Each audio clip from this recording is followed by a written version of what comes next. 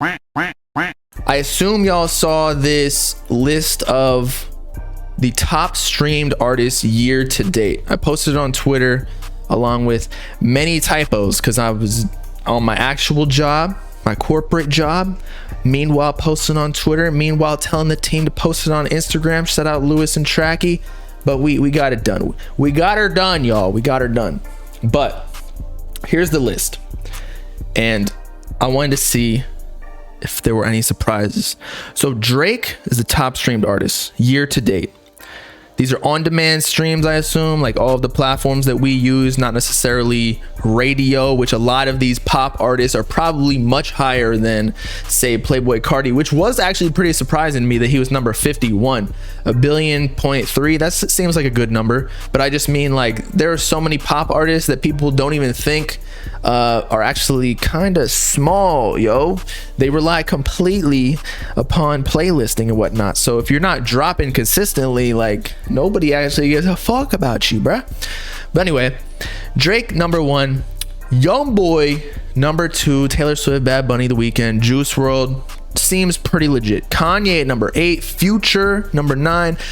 Mind you though, I just want to say this, a lot of these artists have dropped a lot of music. It's almost like the Spotify monthly listeners thing, wherein if you release music within this year, and Youngboy dropped like he's going for 10 projects, by the way, bro needs to stop. But you know, the reason that he's making so much bread right now, and it's not like he puts that much money, he doesn't put that much money into marketing, but look, he's number 2 top stream. So he's, you know, his strategy of just flooding the market is working, I guess. Whereas, you know, Cardi, he hasn't even dropped a project since the end of 2020, and he's number 51. So what can you say? Youngboy might be dropping, or might be only selling like 30K first week. Meanwhile, Cardi wait until he like outdoes himself every single time. But at the end of the day, like Youngboy is richer than Cardi. Let's be real. I can't deny that. But anyway, Baby, Post Malone, let's see, Doja Cat, J. Cole, Yeet at number 41.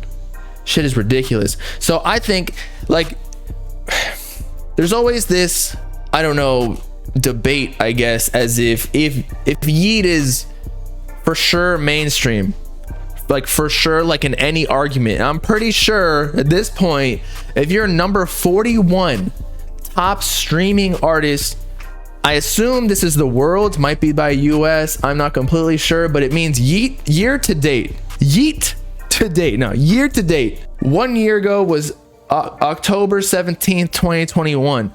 He is the 41 top streaming artist. That is ridiculous.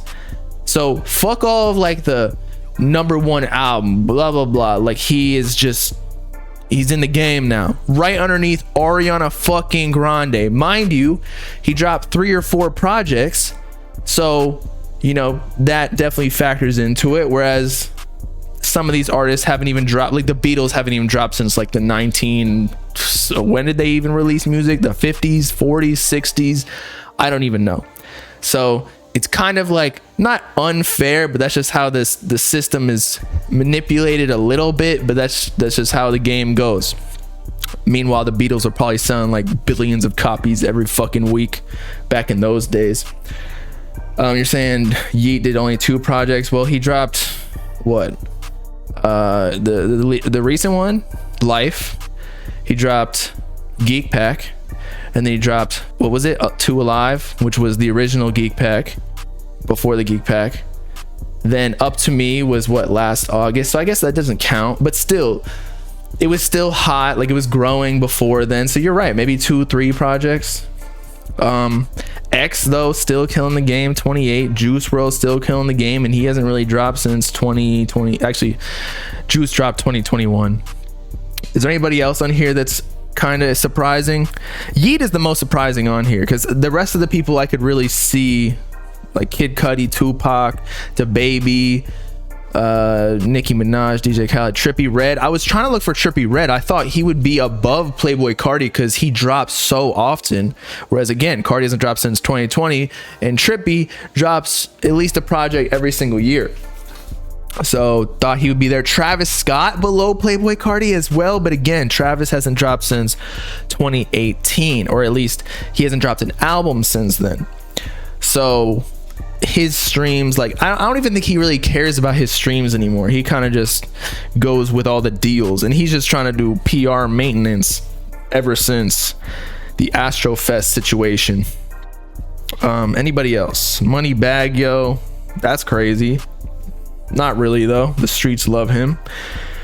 Lil Wayne makes sense. Jack Harlow. Where's Uzi? Uzi's above Jack Harlow. Let's get some claps in this building. I feel like I like Jack Harlow, but then he went too pop. Then it was like the samples were saying more words in his songs than he was. Tyler the Creator, Pop Smoke, Uzi, Kendrick, Baby, Eminem. Yep, that sounds about right. Trippie hasn't dropped an album this year, I know, but he's waiting to. But normally speaking, like, he does drop a lot of projects every single year. Although Trip at Night, he dropped before the cutoff last year, right? So yeah, I mean, that makes sense. But he still dropped more recently than, say, Carti. So I thought he would. He's got a deeper catalog. Like, how many projects does Trippie Redd have? Like 10? It has to be at least 10. Whereas Carti legit got 3, and still he be killing shit right now. Maybe it's because the whole underground new influence is on Whole Lotta Red beats. So whenever anybody hears something like that, they go back to its derivative, which is Whole Lotta Red, or where it derived from, I mean. So yeah, I don't know. Just surprised me a little bit that Travis even was under Carti. But you know what? Fuck with my boy Carti more than Travis anyway. Although I like Travis Scott a lot. Super pumped to hear Utopia. Kevin Gates above Uzi? Are you serious? Uzi, Kevin Gates? How many projects? Is he like NBA Youngboy, who's dropped like 15 projects in the last year? Let's see, discography. Kaza. I'm going through his Spotify right now. Kaza. Okay, that's not an album. Bad for Me. Okay, he's dropped a couple EPs. Bad for Me, intro, Thinking with My Dick. Okay, maybe he's just got he has like 4 songs in a row. Maybe these things blew up on TikTok. How many fucking remixes does he have to this song? I don't know, man. Maybe it was just like one song. Again, all it really takes is one song to blow you up. That's why pop is, they don't care about albums. You don't see a lot of pop artists on here though. That's why I think hip hop is like the most dedicated audience. One, I think it's one of the most popular genres. But at the same time, people don't care about pop artists because it's just like, it's based off the song. It's like a whole machine. Whereas hip hop has the most, let's say, organic audience. Although there are a lot of industry plans, and you know, we uncover some of the, what is it called? Indecencies, we'll just call it, by record labels trying to finesse the fans, like, you know, Lil Baby's label trying to finesse we're trending on #1 on YouTube, even though we paid for that slot, or we did a featured campaign with them where, you know, Lil Baby does like a little suburban YouTube short like, hello guys, I am Lil Baby. But still, I'd say hip hop has one of the most organic fan bases. Therefore, people stream their whole entire discographies, not necessarily just like one song, which a lot of pop artists, you know, nobody gives a fuck about.